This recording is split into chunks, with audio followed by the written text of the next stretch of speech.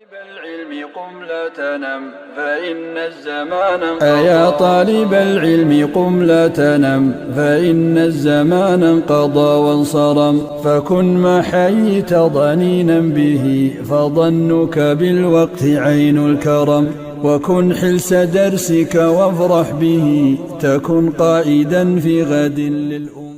السلام عليكم ورحمة الله وبركاته.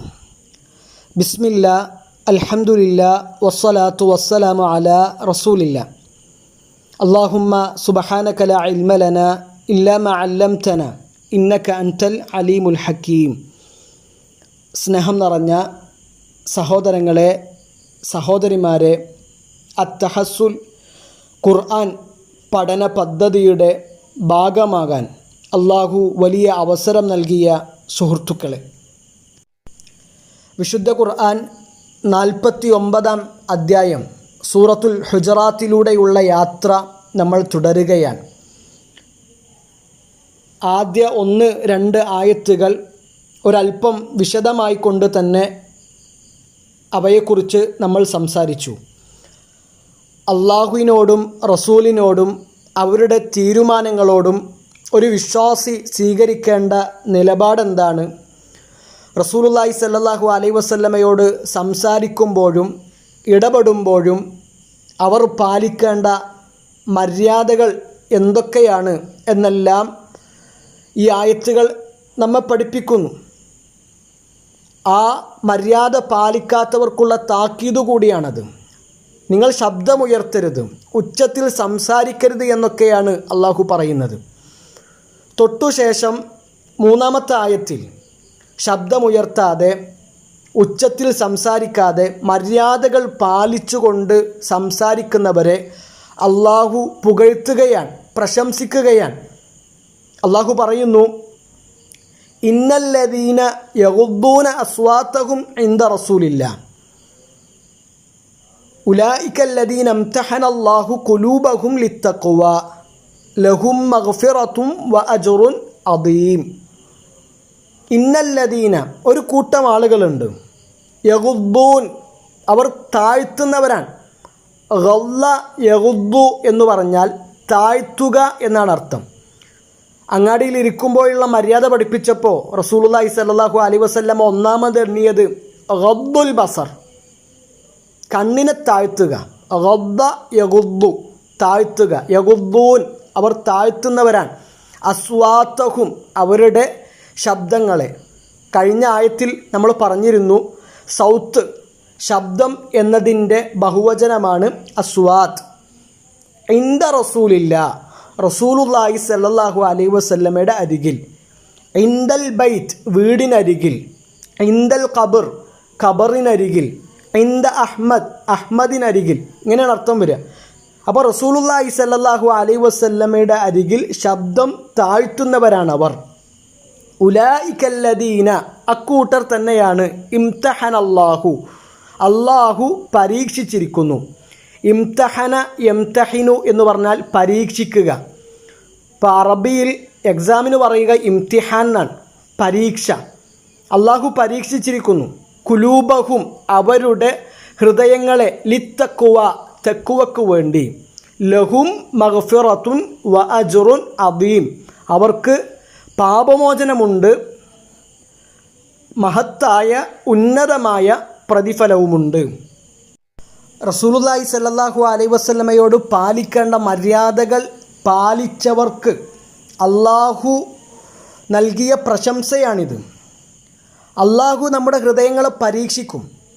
ഇമാം സഅദി റഹിമഹുല്ലാ അദ്ദേഹത്തിൻ്റെ തഫ്സീറിൽ പറയുന്നുണ്ട്, ഒരു നന്മ കൽപ്പിച്ചുകൊണ്ട് ഒരു തിന്മ വിരോധിച്ചുകൊണ്ട് പരീക്ഷണങ്ങൾ നൽകിക്കൊണ്ട് നമ്മുടെ ഹൃദയത്തെ അള്ളാഹു പരീക്ഷിക്കുമെന്നതിന് ഈ ആയത്ത് തെളിവാണ്. ഹൃദയം തഖ്വയുടെ ഉറവിടമാണ്. ഹൃദയത്തിൻ്റെ തഖ്വയാണ് ഏറ്റവും പ്രധാനം.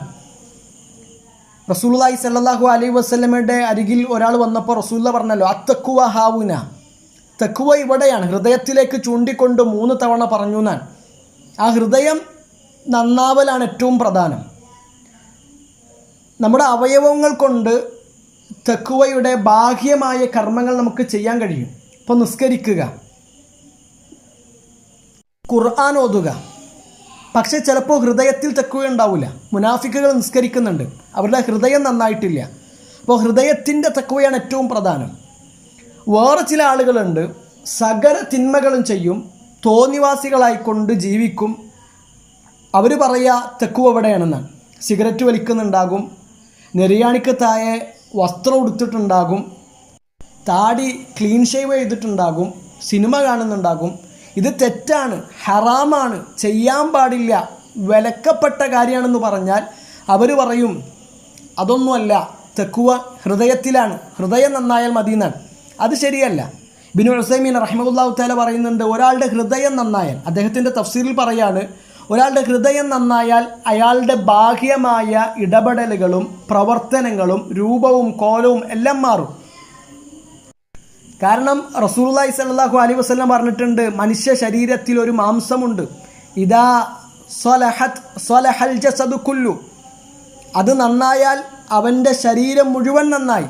വഇദാ ഫസദത് ഫസദൽ ജസദു കുല്ലു, അതെങ്ങാനും മോശമായാൽ, വൃത്തിഹീനമായാൽ അവൻ്റെ ശരീരം മുഴുവൻ മോശമായി എന്നാണ്. അത് ഹൃദയമാണ്. അലാ വഹിയൽ ഖൽബ്, അത് ഹൃദയമാണ്. അതുകൊണ്ട് ആ ഹൃദയത്തെ നന്നാക്കുക. നമ്മൾ അള്ളാഹു പരീക്ഷിച്ചുകൊണ്ടിരിക്കുക, ആ പരീക്ഷണങ്ങൾ വിജയിക്കുക. മഹാനായ ഉമർ ബിൻ ഖത്താബ് റളിയല്ലാഹു തആല അൻഹുവിനോട് ഒരാൾ ചോദിക്കുന്നുണ്ട്, ഒരു മനുഷ്യൻ അയാൾ തിന്മ ചെയ്യാൻ ആഗ്രഹിക്കുന്നില്ല, തിന്മ ചെയ്യുന്നുമില്ല, വേറൊരാൾ തിന്മ ചെയ്യാൻ അങ്ങേയറ്റത്തെ ആഗ്രഹമുണ്ട് ആ മനുഷ്യന്, പക്ഷെ അയാൾ ആ തിന്മ ചെയ്യുന്നില്ല, ഇവരിൽ ആരാണ് ഏറ്റവും ഉത്തമൻ? ഉമർ ബിൻ ഖത്താബ് റളിയല്ലാഹു അൻഹു നൽകുന്ന മറുപടി, തിന്മ ചെയ്യാൻ ആഗ്രഹിക്കുകയും എന്നിട്ട് ആ തിന്മയിൽ നിന്ന് മാറി നിൽക്കുകയും ചെയ്യുന്നവനാണ്, അവൻ അള്ളാഹുവിൻ്റെ പരീക്ഷണത്തിൽ വിജയിച്ചവനാണെന്നാണ്. ആ കൂട്ടത്തിൽ ഉൾപ്പെടുവാൻ നമ്മൾ പരിശ്രമിക്കുക. അള്ളാഹു അനുഗ്രഹിക്കട്ടെ. ഇനി 4-ാമത്തെ ആയത്തിൽ അള്ളാഹു പറയാണ്, ഇന്നല്ലദീന യുനാദൂനക മിൻ വറാഇൽ ഹുജറാത്തി അക്സറുഹും ലാ യഖിലൂൻ. ആറാബികളായ ഒരു വിഭാഗം ആളുകളുടെ വിഷയത്തിലാണ് ഈ ആയത്ത് അവതരിക്കുന്നത്.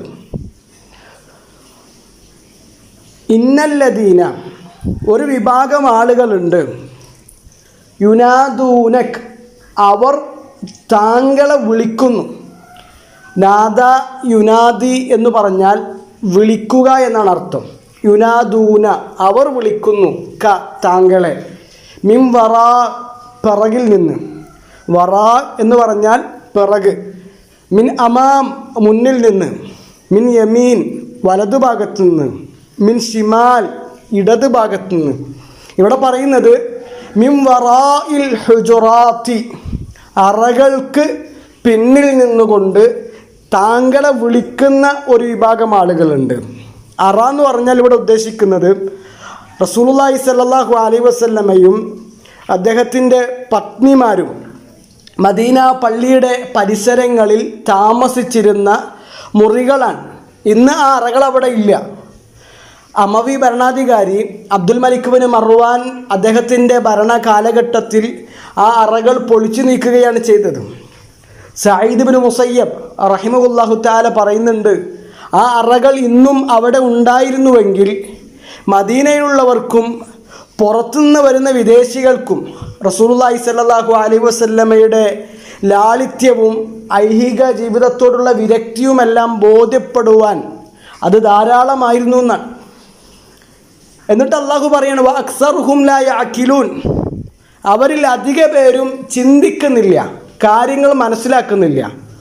കാരണം റസൂലുള്ളാഹി സ്വല്ലല്ലാഹു അലൈഹി വസല്ലമ അനിവാര്യമായ കാര്യങ്ങൾക്ക് വേണ്ടിയാണ്, ഏറ്റവും പ്രധാനപ്പെട്ട കാര്യങ്ങൾക്ക് വേണ്ടിയാണ് ജനങ്ങളിൽ നിന്ന് മാറി നിൽക്കുക. ആ സമയത്ത് പോലും അള്ളാഹുവിൻ്റെ റസൂലിനെ ശല്യം ചെയ്യുന്നുവെങ്കിൽ റസൂലുള്ളാഹി സ്വല്ലല്ലാഹു അലൈഹി വസല്ലമക്ക് സമാധാനവും ആശ്വാസവും നൽകുന്നില്ല എങ്കിൽ ആ സമീപനവും നിലപാടും ശരിയല്ല എന്നാണ് അള്ളാഹു സുബ്ഹാനഹു വ തആല ഓർമ്മപ്പെടുത്തുന്നത്. യാ നബിയല്ലാ, യാ റസൂലല്ലാ എന്നൊക്കെയുള്ള ആദരവിൻ്റെ പ്രയോഗങ്ങളല്ല അറാബികൾ നബി സല്ലല്ലാഹു അലൈഹി വസല്ലമയെ അഭിസംബോധന ചെയ്യാൻ ഉപയോഗിച്ചിരുന്നത്. അവർ പേരെടുത്ത് വിളിക്കുകയാണ് ചെയ്തത്. യാ മുഹമ്മദ്, ഓ മുഹമ്മദേ, ഉഖ്റുജ് ഇലൈന, ഞങ്ങളിലേക്ക് ഇറങ്ങി വാ, ഞങ്ങൾക്ക് ചില കാര്യങ്ങളൊക്കെ പറയാനുണ്ട്. അവിടെ വീണ്ടും അള്ളാഹു അവരെ തിരുത്തുകയാണ്. അത് മര്യാദയല്ല, അവരെ മര്യാദ പഠിപ്പിക്കുകയാണ്. അള്ളാഹു പറയാണ് 5-ാമത്തെ ആയത്തിൽ, വലൗ അന്നഹും സബറു ഹത്താ തഖ്റുജ ഇലൈഹിം ലകാന ഖൈറൻ ലഹും വല്ലാഹു ഗഫൂറുർ റഹീം. വലൗ അന്നഹും സബറു, അവർ ക്ഷമിച്ചിരുന്നുവെങ്കിൽ, സബർ ക്ഷമ, ഹത്താ തഖ്റുജ ഇലൈഹിം, നീ അവരിലേക്ക് ചെല്ലുന്നത് വരെ, അവർ ധൃതി കൂട്ടാതെ നീ വരുന്നത് വരെ കാത്തിരുന്നിരുന്നുവെങ്കിൽ, ലകാന ഖൈറൻ ലഹും, അതായിരുന്നു അവർക്ക് ഉത്തമമായത്. അള്ളാഹു എപ്പോഴും അടിമകൾക്ക് ഏറ്റവും നല്ലതാണ് തിരഞ്ഞെടുക്കുക. അടിമകളുടെ നന്മയാണ് അള്ളാഹു ആഗ്രഹിക്കുന്നത്.